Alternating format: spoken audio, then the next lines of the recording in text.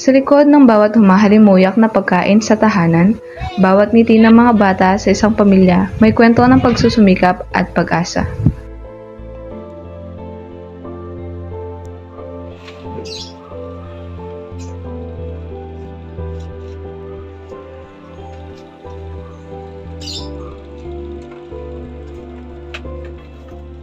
Si Eddie Banyares ay isang simpleng tatay. Ang kanyang tanging hangad ay ang may taguyod ng kanyang pamilya sa pamamagitan ng kanyang kakaibang trabaho. Para sa kanya, kahit anong sira ay kayang-kaya niyang gawin.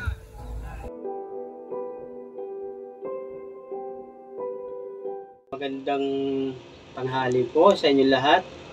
Ako nga pala si Eddie Banyares, isang electronic. Gumagawa ko sa kasalukuyan ay mayroong akong dapat natuturuan ng mga nalalaman ko at tungkol sa agriculture. Ito yung studio ko para makita nyo. Ako ay 43 years old. Si Eddie Banyares ay 43 years old na. Ang pagiging tatay elektroniko ni Eddie ay hindi lang kanyang trabaho. Ito ay pagmamahal na inilalapat sa kanyang bawat sira na kanyang natatanggap. Ito yung ginagamit ko sa pagiging electronic. Ito, panghinang. Ito naman yung tester para malaman ko kung sira ang ulo niya o sira yung piyesa niya. Yung lisensya ko nasa loob ng bahay. Hinahalongkat pa ng misis ko. Sa next time na lang para makita nyo. Ika nga niya, ang electronics ay parang buhay natin. Kahit ganun ito kahirap ay kailangan natin ayusin. Ganun rin ang pamilya ni Eddie para sa kanya. Gano'n na po kayo katagal naninirahan dito? Siguro mga 9 years. 9 years na ako dito. Oh, gumagawa ako ng mga ganyan, appliances na ganyan, mga speakers. Gano'n na po katagal na yun yung po yung trabaho niya?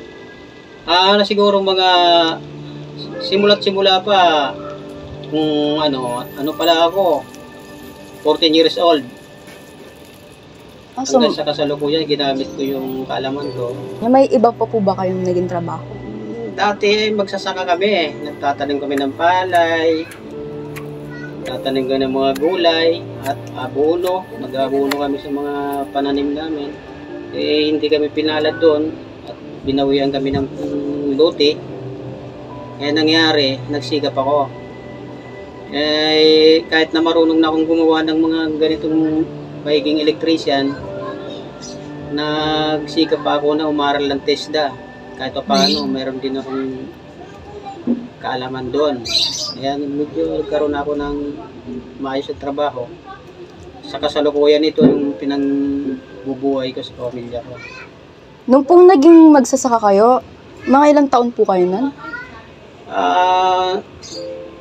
12 hanggang 17.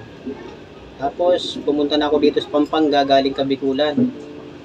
Kasalukuyan sa Pampanga, nasa Bicol ako lumaki at pinanganak. Dito na rin ako nagpunta ng pamilya sa Pampanga. Nung pong 12-17, masyado pa po kayong bata nun para pong naging magsasaka, no? 17 years old ako, bata pa talaga ako nun. Opo. Kahit na hindi ko linya, ginawa ko na. Nung pong naging magsasaka po kayo, may binubuhay na po ba kayo nun? Magulang ko, nung nakapiling ko pa sila nung maliliit pa kami, siyempre ako yung panganay, ako yung nagsikap para makatulong ako sa magulang, makaayuda sa kanila. Hanggang sa ngayon, ginagamit ko yung kaalaman ko. Ngayon pong ganito po yung trabaho po ninyo, gaano po kayo kadalas yung trabaho po ninyo? Nagsiminsan, pag maraming nagpapagawa sa akin, magsimula ako ng mga 8. Matatapos ako ng alas 4. 8 to 4. Oo, 8 to 4. Kasi ko natapos yung ginagawa ko, nagpapabukas ko na lang yun bago ko ipakuha sa kanila yung kanilang mga appliances. Saan po banda yung trabaho po ninyo? Yung po location? Yung bukid. Dati sa Minalin kami. Sa Minalin kami nagsimula na magbukid. Kaso lang yung binubukid namin, hindi naman aming lupa. Ngayon, binawi na ng may-ari. Kaya nawala na ako hindi na ako nagtatanim ng mga gulay at palay. Ngayon po, yung trabaho po ninyo, saan na po sa banda? Sa kasalukuyan ngayon, naging ako, katiwala ng Queen Victoria Home. galing ako pag-uwi ko ng bahay, galing doon sa binabantayan ko roon, ang kinakalikot ko yung mga TV, mga amplifier na ganyan. Parang sideline ko lang ito. Pambili-bili naman lang ng ulam ng mga pamilya ko. Magkano po ba yung kinikita nyo sa pagiging ganyan po? Sabi ng Queen Asindiro, yung katiwala ng Queen Victoria Home. Ay, sa pareho pong May kita naman ako doon ng 6 mil isang buwan. Ngayon, kahit paano, mayroon naman. Ilan po kasi yung anak po ninyo? Bali, anak ko, dito sa uli kong naging napangasawa, 2. Sa una, hindi ko mabilang, marami. Sa Lokoyan, yung inuuwian kong pamilya, ito nang may anak akong 2. Pero yung nanak akong tag-isa, wala. Naiwan sa Kabikulan. Nakaka-contact nyo pa po sila ngayon? Or wala na, di nyo na po na... May communication, kahit paano, kilala ko ng mga anak kong babae. Hindi naman ako dininay nung ina, na akong tatay nila. Ginagampanan ko naman, minsan umuwi ako doon. Para makapiling nila pa minsan-minsan. Ngayon lang hindi ako nakauwi kasi ito nga, di ba nag-pandemic? Po. Gipit yung mga tao, kaya ganun.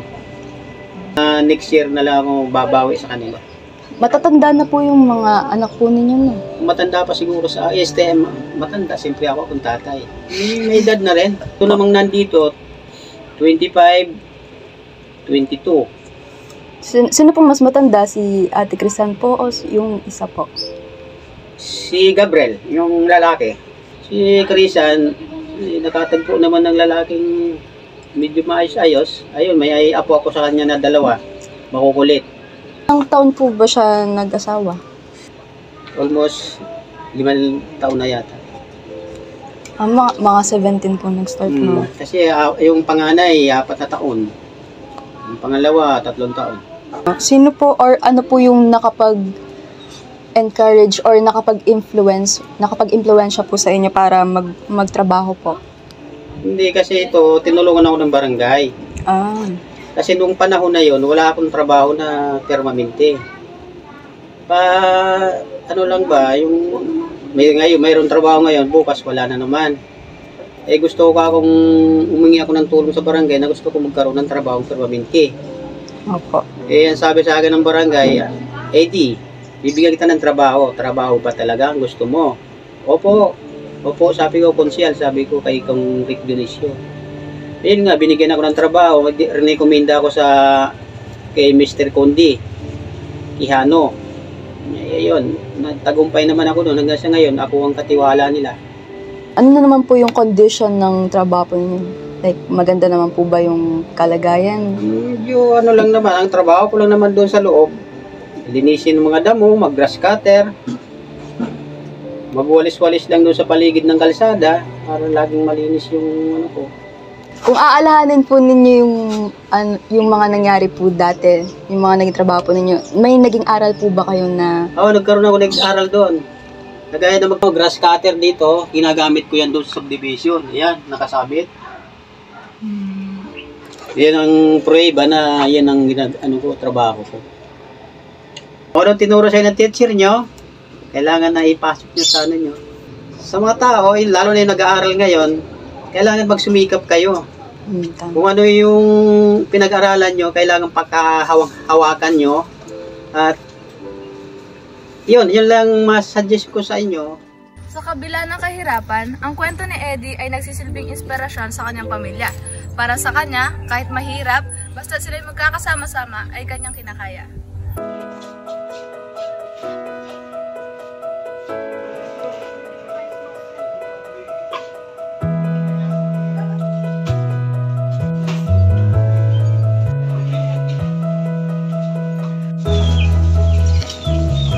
Hello, so kasama ko po si Era and Bless. So ngayon, pumunta po kami ulit sa bahay ni Tito Eddie, yung pong interview po namin.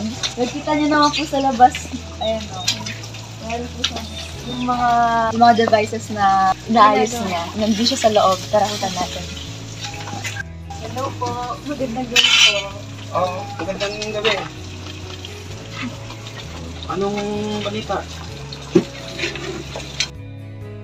Bumisita po kami ulit sa inyo kasi gusto po namin magpasalamat dahil po sa inyo nakapag-share po kayo ng magandang kwento na kapupulutan po ng aral kasi katulad nga po ng sinabi po ninyo, nag-try po kayo maging magsasaka, naging electrician, tapos ngayon yun po, nagsusumikap po kayo para itaguyod po yung pamilya po ninyo para po sa ganon. Oh, lahat yun pinasok ko para mabuhay lang pamilya sa legal na paraan. And with that po, naantig po kami sa kwento po ninyo kasi may tuturing po kayo na napakabuting ama po para po sa pamilya po ninyo. And gusto po namin magpasalamat kasi naabala po namin kayo kasi alam ko pong busy po kayo sa trabaho po ninyo. So, ito po yung konting tulong na pasasalamat po namin sa inyo. Ay, wow! Mga ano po yan, mga... Daghan salamat! Tsaka po, may gatas din po dyan para po sa mga apo po. Baka makita niya sa video, damit lang. Ano po kami? Oh, sige, Ket, salamat dito, ano? Opo. Madala mo na si Mama. Ayan. Malambing yan. Bago lang po yan na Bago lang ito. Papagawa lang sa akin. Magkano po ba paggawa sa inyo? Pag DVD ganyan, 150 pesos lang bayad nila. Bali 300 silang dalawa pag pares. Pag amplifier, depende sa sira.